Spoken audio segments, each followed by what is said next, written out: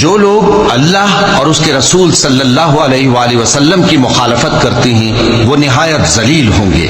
اللہ نے یہ بات لکھ دی ہے کہ میں اور میرے پیغمبر ضرور غالب رہیں گے، بے شک اللہ زور آور ہے، صاحب اقتدار ہے۔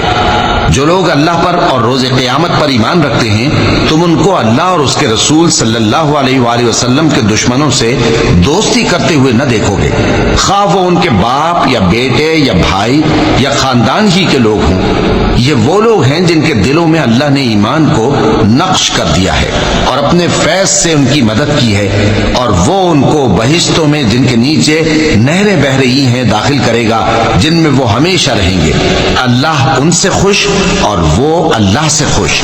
یہی لوگ اللہ کی جماعت والے ہیں۔ سن رکھو کہ اللہ کی جماعت والے ہی کامیاب ہوں گے۔